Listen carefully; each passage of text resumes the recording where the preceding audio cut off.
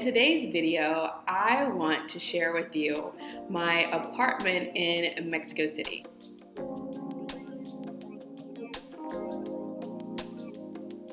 Hey everyone, I'm Brittany and welcome to my YouTube channel. If you're new here, I'm Brittany. I'm an online teacher, entrepreneur, and digital nomad, and I have been traveling the world since 2019. I booked a one-way ticket from Washington, D.C. to Belize and really haven't looked back. I've had quite a few apartments since living in Mexico City, but this apartment by far is my favorite apartment. I think it's probably in my top 5 favorite apartments that I've lived in. If it weren't for some situations, which I'll talk about at the end of the video, I probably would still be there right now. So if you have watched my videos, welcome back. I'm so happy that you're here, and let's get started. When you first walk in, you'll go into the living room / dining room area. I have one small chair and it's brown quilted. It's super comfortable and really nice if you want to have a nap. Now in this apartment, there's so much natural light that I love it. It's very airy and it's very eclectic and it has really cute corks. Now it's super loud because the floors are wooden. This apartment is a 2-bedroom, 1 bath. So I used one of the bedrooms for my work / studio, and then the bedroom, a small little kitchen area, and then the bathroom. When you walk in, the first room is my work area. When you walk in, you just see the brightness and you can get a view of the park that is right behind my apartment. There is a full-size futon, which actually doubles as a bed. So if someone would come to stay, they can sleep on it, and it's actually pretty comfortable. In the corner, there's a sewing machine, which I actually put my sewing machine on top of it, and I loved it. This sewing machine was very eclectic. It's one of the wooden machines that has like the pedal attached to it, which was super nice. And it just sort of opened up the room. The desk beside of the sewing machine was very long. It's a super white, long desk. And I kept my online teaching materials in there, as well as some extra sewing materials that I had. And I actually worked from that desk to make a few pieces that I wore that I've made. From the pandemic, I did take up sewing. So this desk was really nice. I did a lot of Zoom calls. Like I said, it worked as my office, and I really loved it. This room, I just did so much. I also taught yoga in there. I am a certified yoga and meditation teacher. So I did a lot of my yoga classes based in there, and the room was actually really big. From my workroom, the cathedral or the church that was behind where I lived, they were doing a lot of construction. They were beginning to renovate it. So you could see some of the workers and the architects coming in and just seeing just how they were measuring and changing out some of the fixtures and the windows. The next room beside of it is the bedroom. Now the bedroom is super simple and it had everything I need. A bed, a TV, a few nightstands, and then it had a very long sort of a bookshelf that could turn into a closet that I put my clothes in, and it really did function. Again, there's a lot of natural light and you can see the Latinidad tower, pretty much beautiful views. And where the natural light came in, I pretty much kept them open because I wanted to wake up in the morning. I wanted the light to wake me up instead of waking up with an alarm, and it did the job. At night, the views were spectacular, and you can see some fireworks too from that view. It was just so beautiful. Also, there are a lot of helicopters and you can see the airplanes coming in and out of CDMX, which was pretty nice as well. And even when I would fly in, I could point where my apartment was, so it was really beautiful. The bedroom from here, it looks small, but it's actually pretty big. It's a really good size. Now, depending on what type of apartment you have in Mexico will depend on if you have AC and heat. Actually, now that I think about it, none of my apartments had heat. Very few of them had AC units, but this apartment didn't. If it got too hot, I would open up all the windows and just the air circulation was so nice that it was just really cool. I know a lot of people are gonna think, oh, you're in Mexico City, CDMX, it's hot. Actually, no, it's pretty chilly in the morning and at night. So you just close the windows and maybe throw on an extra blanket. But when it came to AC, I really didn't need it the windows did the job. When you walk out, you can go see the kitchen. The kitchen's really small. It has just the essentials. It has the stovetop, the sink, and then there is a little pull down for a little area where I could just make my coffee, my cafe, my espressos, and just a few other things that I use. In the living room, I pretty much use the dining room if I needed to prep a lot, if I wanted to make a lot of food. So I actually really needed to work with the space that I had. The bathroom, again, there's a shower, obviously there's a toilet, and a sink. The shower situation was interesting, but I really love the apartment. It did take a while for the hot water to turn on, and you would have to turn it on. You had to light the gas tank in the kitchen. But I love this apartment. It was super eclectic. The refrigerator is actually on the outside of the bathroom, so again, you make the space work for you.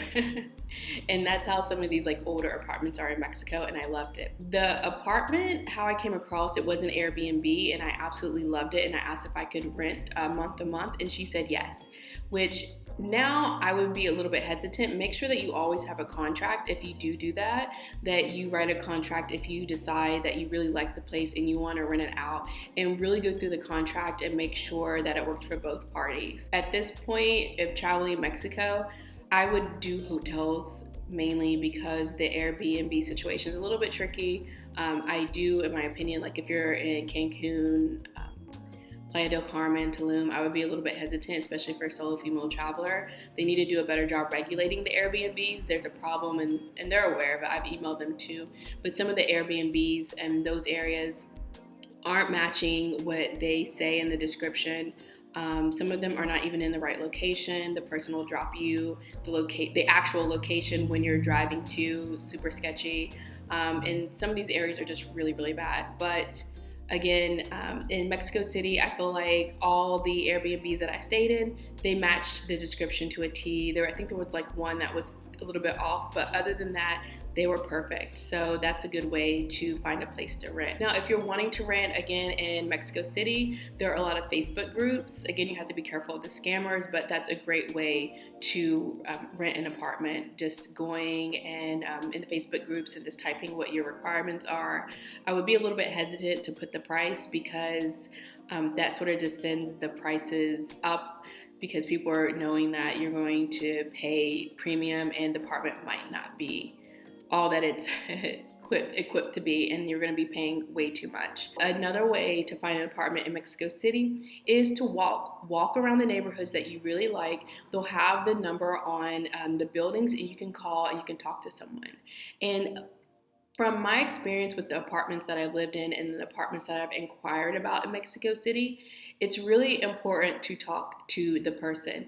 Usually they'll have what they call a concierge, which is not like in the hotel. Well, some of them are, but they'll have someone at the front desk. But sometimes that can be someone that lives in the building that also works in the building. So they're there 24/7 to assist you with all your needs. Or it can be someone that comes in throughout the day. Maybe they work from like 8 to 8. Or maybe they have certain set hours and they have like their separate like utility room that they also use as an office too. The majority of the time, if it's like a building owned by like an individual or a company, they'll have someone there that helps. And in my building, that was the case. There was someone that would come in the morning and then they would leave at night and they would lock up. One of the best perks about this apartment is the rooftop. The rooftop had some beautiful, beautiful, beautiful views, especially at night. Now, because we did have a concierge, they did close it off, I think around 8 or 9, but it was a nice way to like have a kickback, bring some of your friends, have a pizza, and just really enjoy the rooftop. That was another perk about in the apartment because the views were amazing, as you can see, and just the rooftop was nice. Going into this apartment, I would still be staying here if it weren't for a few things. So going back to the contract, you need to make sure that you have everything listed, and also you want to make sure if there is a clause in each one. So say maybe you're leaving the country, you might want to put a clause there if you want to sublease.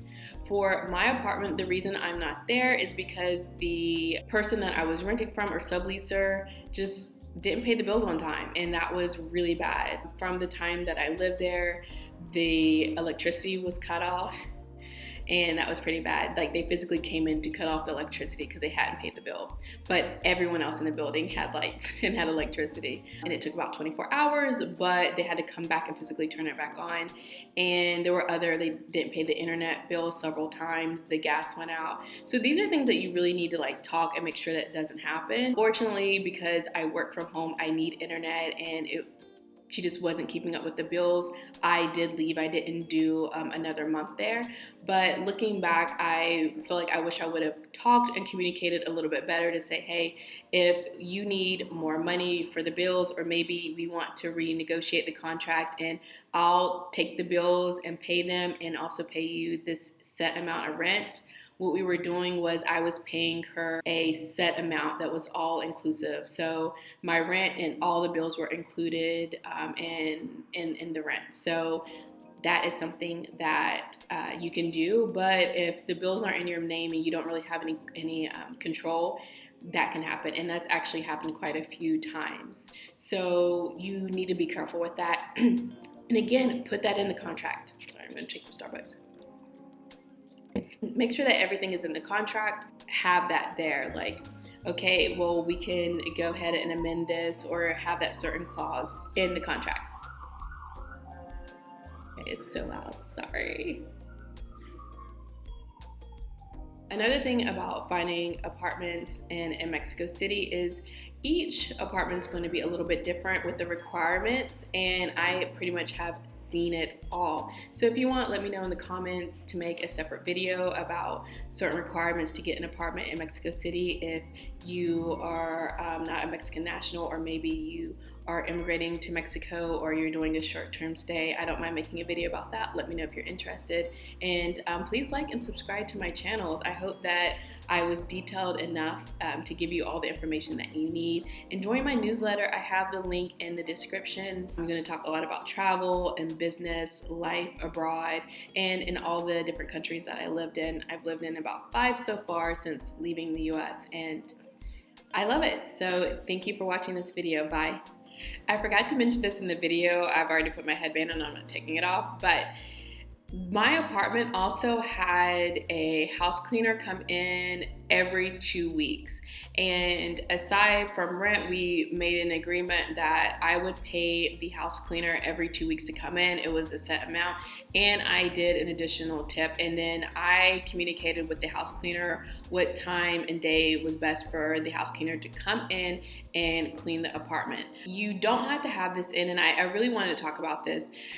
In Mexico, it's different than any other country. Obviously, it's a different country than what your home country is, but it's really, really, really important to have someone come in and clean, or you need to clean it yourself. The buildings are made with different materials. It can get really dusty and it can get moldy. So it's really important to have people come in and clean, even the newer buildings. I lived in another apartment. If you want to see that one, I don't mind giving a tour too.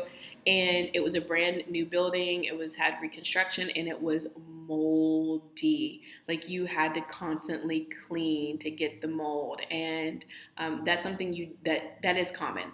I'm just going to say it. It is super common. The buildings are made with different material. You do have to clean a lot, or have someone come in and clean them, even the newer buildings. So I just wanted to make that little asterisk right there and say yes. The apartment did have someone come in, a house cleaner, and house cleaning is, I feel like, a really big part of Mexican culture, and the house cleaners definitely take pride in what they do, and they are so great here. Again, you have to be careful, do your due diligence, but if you can, I highly recommend having someone, a house cleaner, come in to clean just behind you, even if you do clean, because the buildings are made with different materials.